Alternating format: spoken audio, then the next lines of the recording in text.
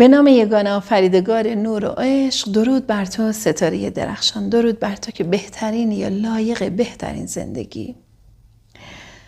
یه سوالی که میدونم توی ذهن خیلی هاتون پیش اومده، چند نفر ازم پرسیدن، اما توی دایرکت پرسیدن و خب تصمیم گرفتم که اینجا جوابشونو بدم و میدونم شاید برای خیلی هم پیش اومده باشه اما نپرسیدن. این که من دعا دارم، من طلسم دارم، من میدونم زندگیم با دعا و طلسم رفته، برم دنبال این که باطلش کنم و بخوام شعله دوقلوم رو به رابطم برگردونم؟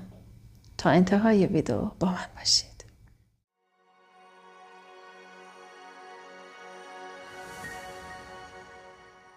خب، مسیر شگفت‌انگیز شعله های دوقلو به آگاهی و بیداری ختم میشه و وقتی که ما اسم میاریم از آگاهی و بیداری، یعنی اینکه انسان آگاهانه تصمیم بگیره، در مسیر معنویت قدم برداره.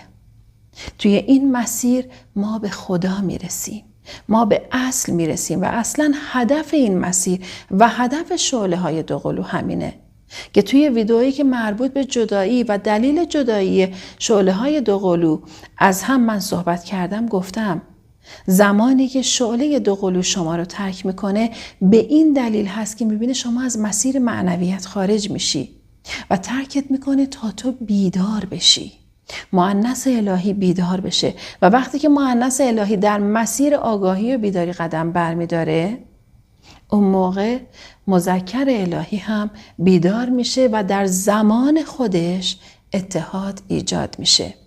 حالا چیزی که برای بعضی از عزیزان به عنوان سوال بود، پرسیده بودن رویا، من توی زندگیم دعا، طلسم، استفاده از انرژی های منفی، از نیروهای منفی و خیلی چیزهای دیگه، نیروهای تاریکی، اینا آمده بوده، من دیدم اصلا اینا رو، این موارد رو دیدم. یه چیزی رو من از خودم شروع میکنم. من گفتم همیشه سعی میکنم از تجربیات خودم باهاتون صحبت کنم و اینکه خیلی از این ویدیوهایی که با شما به اشتراک میذارم مسیرها رو طی میکنم، تجربه میکنم، خیلی کارها رو انجام میدم و از شهودم استفاده میکنم ببینم چی جواب میده، چی جواب نمیده، چی درسته و چی غلط. و این تجربه‌ای که باهاتون به اشتراک میذارم یک تجربه فوق‌العاده ارزشمنده.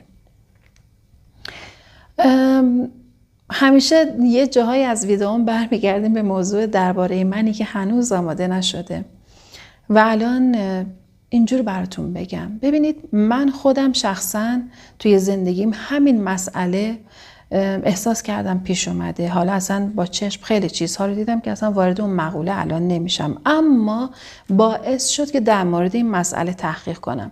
اینکه استفاده میکنن از انرژی های منفی، از نیروهای تاریکی، ممکنه یکی بگه مثلا نه اینا وجود نداره، اینا چرندیات یا هر چیز دیگه. من همیشه یک چیز رو میگم، اون جایی که اعتقاد و اعتمادمون به خدا باشه، میدونیم و مطمئنیم تحت حفاظت خدا هستیم و اگر حتی اتفاقی توی زندگی ما بیفته، زمانی که خدا اجازه میده این اتفاق توی زندگی ما بیفته، به خاطر اینه که پشت اون اتفاق خیری برای ما نهفته هست.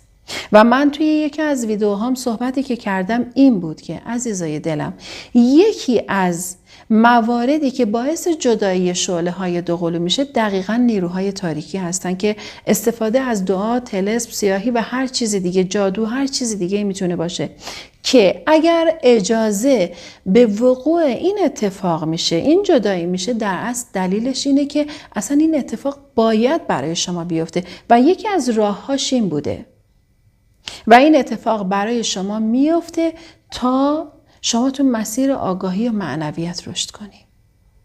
شنیدین میگن بعضیا دعا و طلسم روشون تأثیر نداره؟ مثلا شخص گفتن که روی این آدم اصلا این ضد طلسمه، هیچ دعا و طلسمش تأثیر نداره.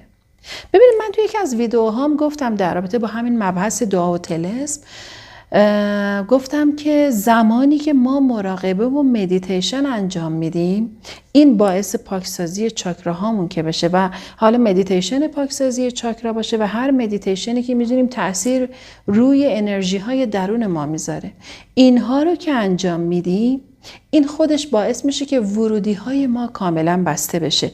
یعنی ما کانال نباشیم برای ورود هر چیز منفی به درونمون. و وقتی که برای شما به عنوان مثال دعا یا طلسم هر چیزی رو انجام بدن، دیگه روی شما تاثیر نمیذاره. اون زمانی که این مسائل روی شما تاثیر میذاره کی هست؟ زمانی که ترس های شما زیاد میشه. مثلا ترس از دست دادن داری، اعتقادت به این مسائل زیاد میشه، باور داری که نکنه این مسئله توی زندگی من تاثیرگذار باشه. خود من چون یک بار این اتفاق برام افتاده بود و بعدش ترس از دست دادن اومد سراغم، خب این مسئله توی زندگی منم تاثیر گذاشت که در موردش حالا اگه بخوام این مسئله رو میگم، دلم نمیخواد اصلا در مورد این مسائل صحبت کنم، چون الان دیگه انقدر روی خودم کار کردم که میدونم اصلا دیگه هیچ کدوم اینا توی زندگی من تاثیرگذار نیست. و حالا اینکه بعضی از عزیزان میان میگن که خب من میخوام باطلش کنم، انرژی منفیش روی من هست، میخوام اینو باطلش کنم. ما یک سری پاکسازی ها انجام میدیم. وقتی که چاکراهاتو پاکسازی کنی، وقتی که خب من خودم ریکی کار کردم و به هر حال گذروندم دوره ریکی رو، نه به صورت مجازی، چون اصلا من قبول ندارم. نمیدونم، دیدم که مثلا بعضی از عزیزان میگن به صورت مجازی، میگن ریکی رو بهتون آموزش میدن، در صورتی که ریکی باید همسو بشید. اصلا از جلسه اول استاد شما رو همسو میکنه. این چیزی بود که حالا من تجربه کردم و این مرحله رو گذروندم. ببینید من اینا رو دارم برای شما مثال میزنم. به چه دلیل؟ میخوام بهتون بگم یه سری مسیرها هست که رفتم جلو و تهش فهمیدم پوچه. نه اینکه دعا گرفتم برای اینکه بخوام باطلش کنم. حالا اینا هم بهتون میگم چرا میگم پوچه. خب من گفتم تجربه های خودم. ببینید به جایی من رسیدم که وقتی که وصل شدم به شهود خودم، به دریافت‌های خودم و از خدا هدایت خواستم و همین الان که دارم مکس میکنم دقیقاً از درون دارم این اتصال رو سعی میکنم ایجاد کنم و از خدا هدایت بخوام که اطلاعات رو درست به شما بدم.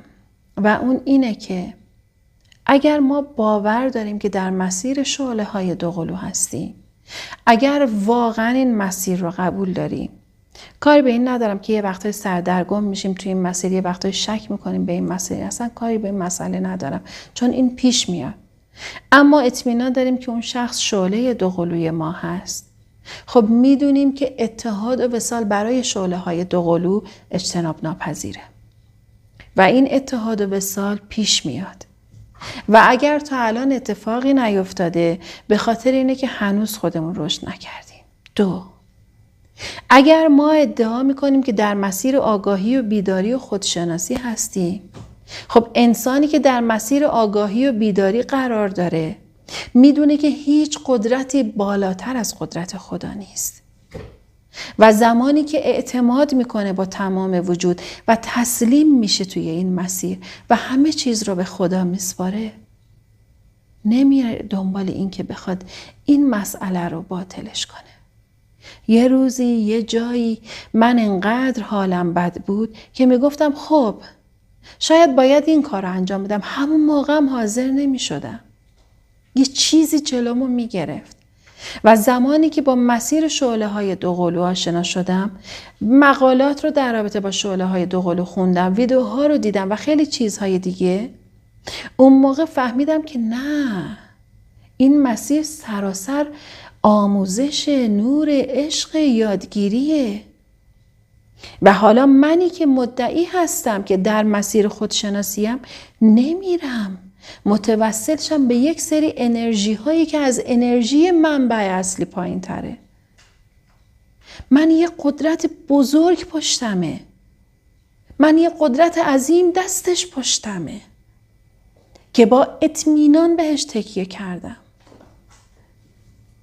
و اگر ادعا میکنم که دارم رشد میکنم و رشد کردم، دیگه دنبال این مسیر نیستم، دیگه نمیرم سمتش. میگم در زمان خودش به حکم خدا اگر چنین چیزی هم باشه از بین میره انرژیش. اصلا زمانی که من رشد کنم، زمانی که من چاکراهامو پاکسازی کنم، زمانی که من روی خودم دارم کار میکنم، انرژی های زنانه و مردانه درونم رو متعادل میکنم، به جذابیت درونی میرسم، همه اینا باعث میشه 100% که هر چیز منفی از بین بره، که تو بشی اون مرکز جذب، اون انرژی جذبت انقدر بالا بره که هر چیزی رو تو زندگی جذب کنی. اما بحث شعله های دوقلو خودمون میدونیم اینه که این آگاهی باید برای هر دومون ایجاد بشه. من هر چقدر سطح آگاهیم بالاتر بره، مذکر الهیم هم سطح آگاهیش بالاتر میره. هر چقدر من رشدم بیشتر باشه، اونم رشدش بیشتر میشه. اما اگر من قراره با شرط به این بیام رشد کنم، خب من میخوام رشد کنم، آگاه بشم، بیدار بشم، مذکرم برگرده، این سقوط منه، این دارم برمیگردم رو پله اول. این چه حرفیه؟ من درگیر زندگی سه‌بعدی ام هنوز، چون دارم این انرژی رو دستکاری میکنم. اصلا شعله منو ترک میکنه که من از نظر معنوی رشد کنم، که برسم به اصل، که برسم به خدا، برسم به منبع. و به خاطر همینه که تو وقتی تو این مسیر رشد میکنی، دنبال این نیستی که بری باطل کنی چیزی رو. هست، پیش اومده، من میپذیرم، احترام میذارم به احساست، به نظرت، به اون باورت، و در انتها بهت اینو میگم: نرو. آسیب داره، خیلی آسیب داره. میگن با هر دعایی که گرفته میشه، شما یک موجود رو تسخیر میکنن برای اون دعا.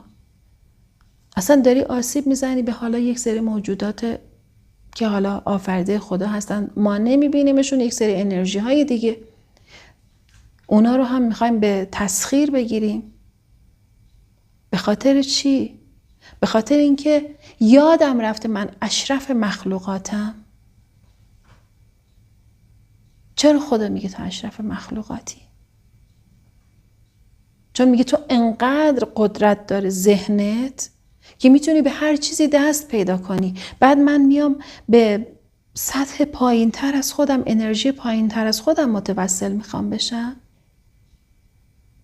اگر دخیل شد، اگر تأثیر گذاشت، ممکنه یکی بگه خب همین انرژی پایین تر از من زندگی منو این کارو کرد. اوکی، این اتفاق افتاده برات. چرا؟ چون تو ورودی داشتی میدادی، چون تو حالهات زخمی بود، اون حاله دورت آسیب دیده بود، چاکراهای بدنت آسیب دیده بودن و تو ورودی داشتی. ولی الان یاد گرفتی که چجوری روی خودت کار کنی و بسته میشه اون ورودی تو. موقع دیگه چیزی نمیتونه روی تو تأثیر بذاره. و انسانی که از نظر آگاهی و بیداری و معنویت رشد میکنه، دیگه دنبال این مسئله نمیفته، چون میدونه قدرتی عظیم درون خودشه و به خدای خودش میرسه و میدونه که مسیر شعله های دوقلو در اصل مسیر اتحاد با خدای توه. و تو زمانی که با بند وجودت اینو درک کنی و اینو حس کنی، چنان زندگی تغییر میکنه که اتحادت با شعله دوقلو جزء خیلی خیلی کوچکی از مسیر زندگیت میشه. تو به اصل رسیدی. اینا جزءهای کوچک زندگی تو هستن. انقدر حالت خوب میشه با اون منبع اصلی، انقدر ارتباطت عاشقانه و قشنگ میشه که دیگه دنبال این هستی که رسالتت رو به پایان برسونی. هدفت چیز دیگه میشه و هدف شعله های دوقلو هم همینه که به هم قول دادن که با هم رسالتشون رو به پایان برسونن. و تو زمانی که تسلیم میشی، زمانی که با عشق همه چیز رو به خدا میسپاری، از خود به خدا میرسی و از خدا به خودت، اون موقع است که اون زمانبندی الهی برات تعریف میشه. اون موقع است که میفهمی این زمانبندی الهی همون نظم الهی بود و اون کارهایی بود که تو باید انجام میدادی. حالا با خودت فکر کن. ببین آیا آماده ای؟ آیا انقدر رشد کردی که شعلت برگرده؟ آیا انقدر قدرت پیدا کردی که شعلت برگرده؟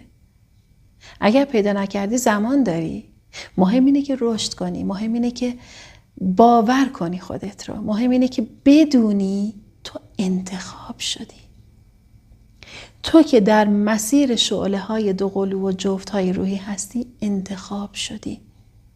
تو ستاره درخشان این زمینی.